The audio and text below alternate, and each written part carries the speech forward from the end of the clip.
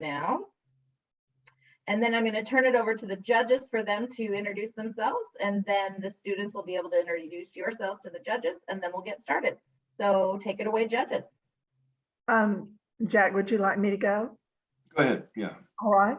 Good morning. Glad to see you guys. How are you? Excellent. Thank you. Thank you. Good, good. My name is Rita McCann, and I'm a lawyer in Huntsville, Alabama. And I'm envious that you are in Washington. But we're going to get through this, and then I get to ask you at the end, where is it you're going today after you finish? Let my esteemed colleagues introduce themselves to you, and then we want to hear who you are. I'm Jack Barlow. I teach politics at Juniata College in Pennsylvania. You're pretty clearly in an undisclosed location, aren't you? looks like you're in a basement somewhere. I'm Tim Moore from the University of Wisconsin at Madison at the Center for Study of the American Constitution. And unlike Rita, I'm not envious. I'm just bitter that you're in DC and we're not. So it's great to be here. Tell us who you are. Hello, we are Unit 2 from Grant High School in Portland, Oregon, and we are thrilled to be here. My name is Remy Bourgeau. My name is Lucy Moore. Good afternoon. My name is Noah Fisher. I'm Lily Stewart.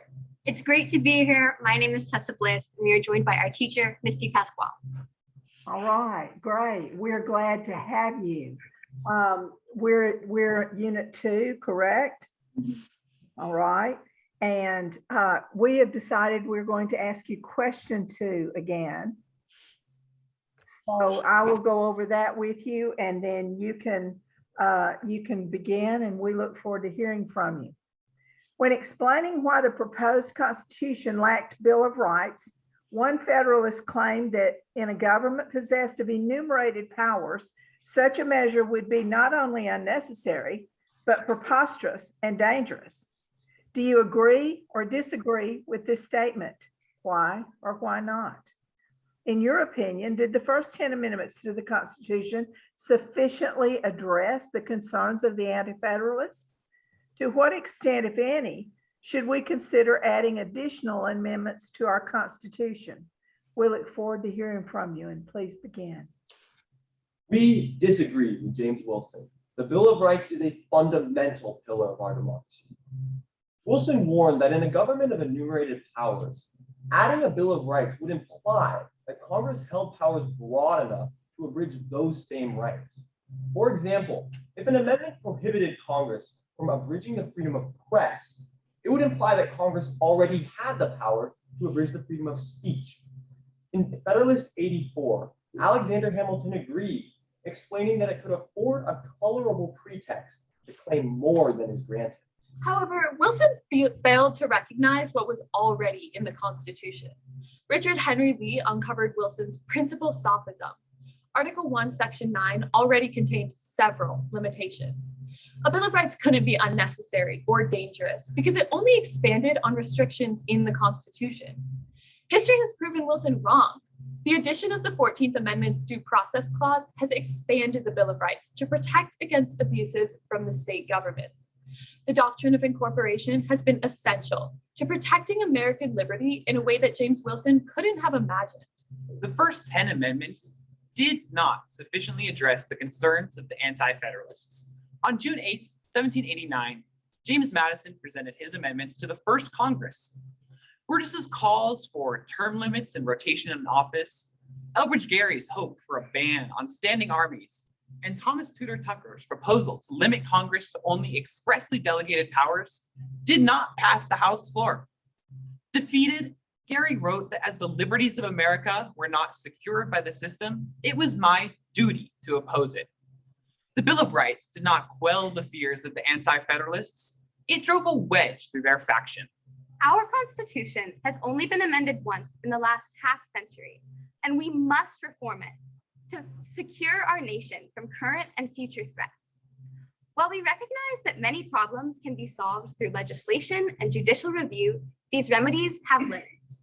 We support many amendments, but propose 2 that will support the long-term health of our democracy.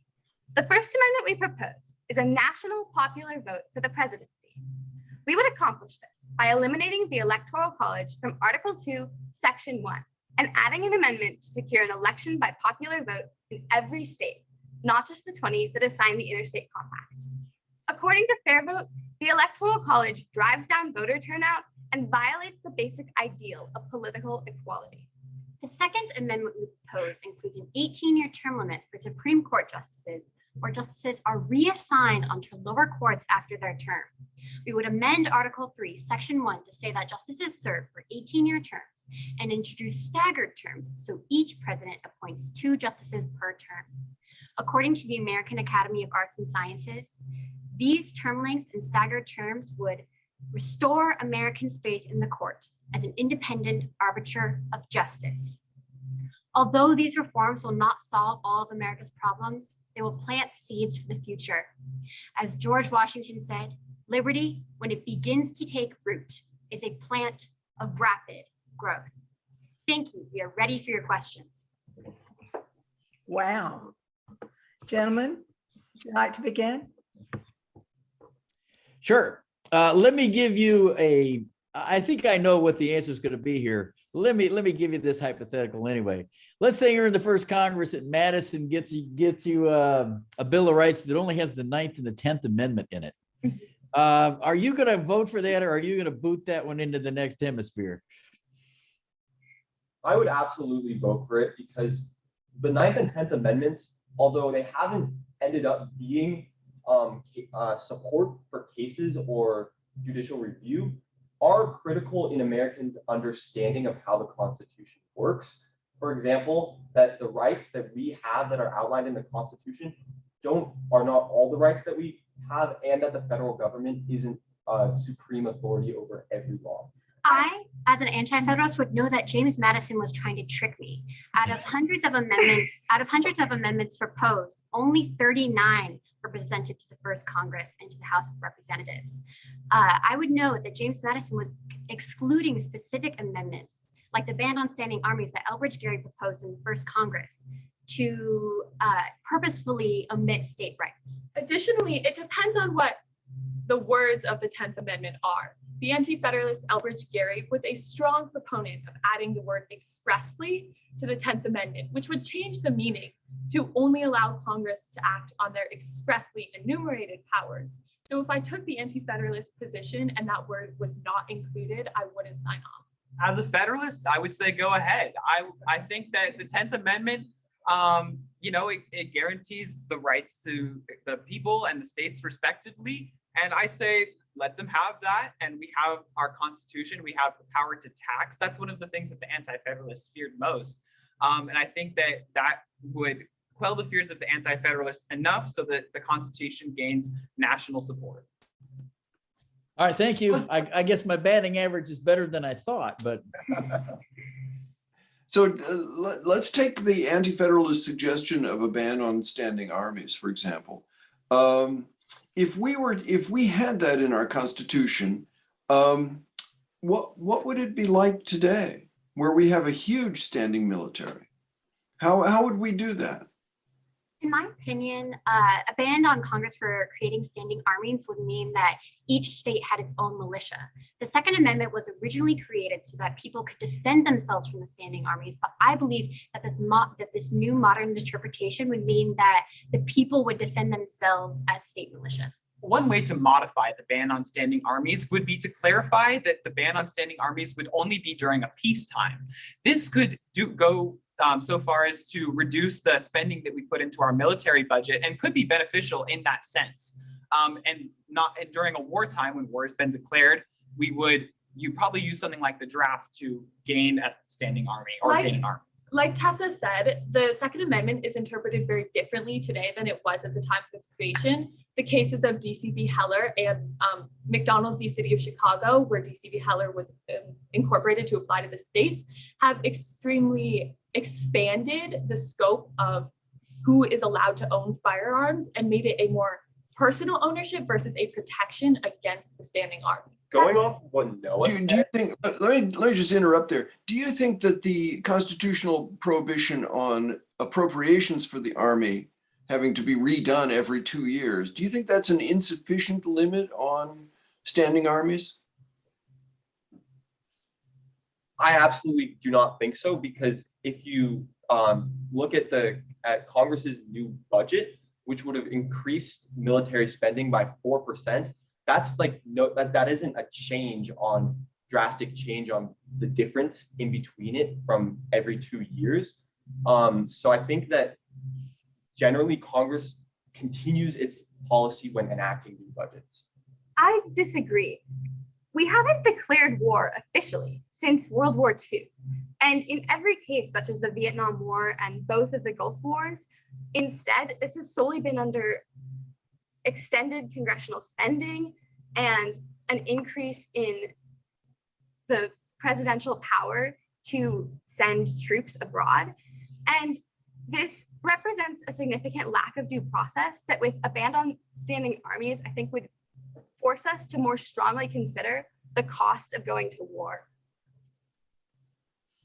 And do you think it would place our country in any danger with regard to security? Well, absolutely.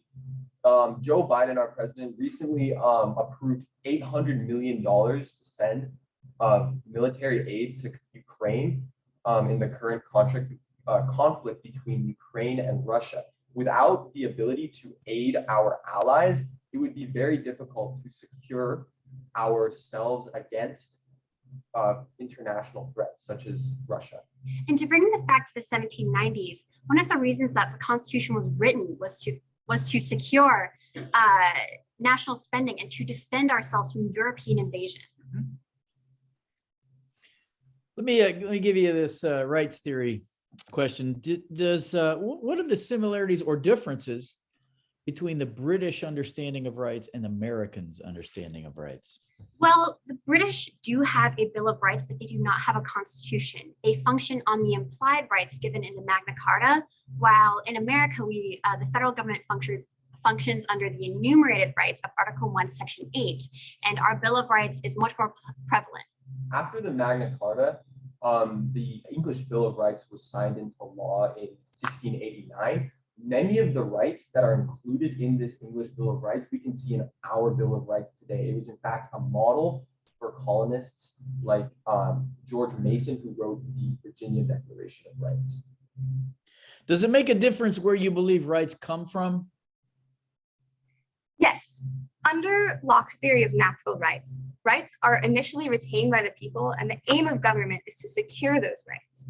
The Bill of Rights, in particular, protects fundamental rights that were already recognized at the time of the creation of the Constitution. And in the present day, there are more rights that we recognize as fundamental that could use additional protection. And to expand on that, the right to marriage and the right to abortion and the right to privacy are not explicitly enumerated in our Bill of Rights, but are protected under substantive due process, which dramatically expanded the creation of rights in the American government. These are all positive rights, the right to marriage and the right to abortion, which are incredibly difficult to secure in our Constitution, which uses negative rights to allow the judiciary to uphold or deny these cases when they're brought up. However, some places in our country already do have positive rights in their state constitutions, like Montana and Pennsylvania, with a positive right to a livable climate. So it's not to be said that it could not be possible to include that in the US Constitution. Would you move to include those things in the Constitution, privacy and same-sex marriage and things like that? I do. I think substantive due process is a weak doctrine that doesn't have enough support to last for a very long time. It was created arguably under Palco v. Connecticut in 1965, but it's very likely that the right to an abortion, which has been created through Roe v. Wade, is under threat and will be overturned in the upcoming case, Dobbs v. Jackson Women's Health Organization. I disagree. These rights can be protected through legislation, which is a much more efficient and quicker way to institute these rights into government. This can be exemplified in the Women's Health Protection Act of 2021. Additionally, Congress has already found ways to secure rights like these with federal spending. For example, federal spending for education has supported broad public education across the United States. Federal spending for the Title I program has extended funding to lower income schools. And during the COVID-19 pandemic, federal spending under the CARES Act and the American Rescue Plan have both extended protections to families in times of dire financial need. So you're talking about an expansion of the taxing and spending clause, which already seems to be giving Congress complete power to do whatever it wants, doesn't it? No, the taxing and spending clause does not hold a gun to the states' heads or give Congress the power to tax and spend wherever it wants. I would argue instead that the Commerce Clause has been widely interpreted to give Congress the most power, as seen in the striking down of part of the Violence Against Women Act. It was 2 steps removed from the Commerce Clause in that gender-based violence affects the economy, which negatively affects interstate commerce. It wasn't until the late 20th century case of US v. Lopez where the Commerce Clause, a case decided under the Commerce Clause, was struck down in that Congress had extended over the bounds of the Commerce Clause's power. So I agree with Tessa that the Commerce Clause has instead been the biggest increase in federal power. That said, taxing and spending, it's important to clarify that taxing and spending isn't limitless, as it may so seem, to tax for the general welfare. Because in the case US v. Prince, it was ruled that Congress may only enact taxes that go along with Federal state enumerated court. power. Thank you. Thank you. Wait a minute, I had 3 more questions. Well, this is the last group. You can go ahead. I think that our facilitator might fire me. I can't take that chance. What a nice job. Thank you so much. I'm not bitter, but I am jealous that now you get to go out and tour Washington. Looking forward to it. You guys go ahead. So I'll start. I thought that your opening statement was admirably clear, I thought.